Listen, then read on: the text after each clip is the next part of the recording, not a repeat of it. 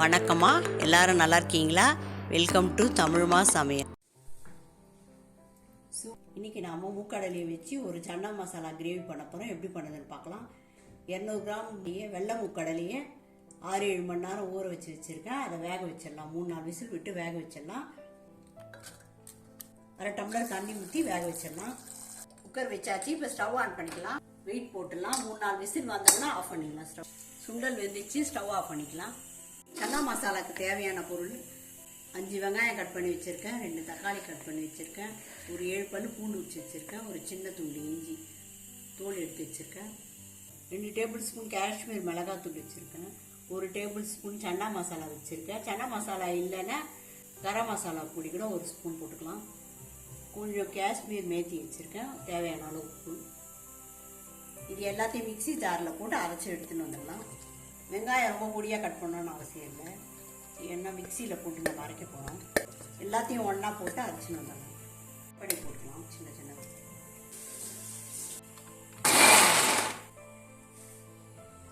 மசாலா பண்ணுறதுக்கு stove on பண்ணி கடாய் வச்சிடலாம். கடாய் காஞ்சிச்சு. 3 டேபிள் ஸ்பூன் எண்ணெய் ஊற்றிக்கலாம். எண்ணெய் காஞ்சிச்சு. 2 ஸ்பூன் கடுகு போட்டுக்கலாம். ஒரு 1/4 ஸ்பூன் சீரகம் போட்டுக்கலாம். கடுகு பொரிச்சு அரைச்சி வச்ச வெங்காயம் தக்காளி இஞ்சி பூண்டை போட்டுக்கலாம். நல்லா வதக்கி விட்டுக்கலாம். வதங்கிறதுக்கு ஒரு 1/4 ஸ்பூன் உப்பு போட்டுக்கலாம். வெங்காயம் தக்காளி எல்லாம் நல்லா வதங்கிடுச்சு. காஷ்மீர் மிளகாத்தூளை போட்டுக்கலாம். 1 டேபிள் ஸ்பூன் சன்னா மசாலா பொடி போட்டுக்கலாம். 1 டேபிள் ஸ்பூன் உப்பு போட்டுக்கிறேன். உங்களுக்கு தேவையான அளவு போட்டுக்கோங்க. இதெல்லாம் நல்லா வதங்கினோடனே சுண்டல் எடுத்துக்கணும். சன்னா மசாலா ரொம்ப டேஸ்ட்டாக இருக்கும்.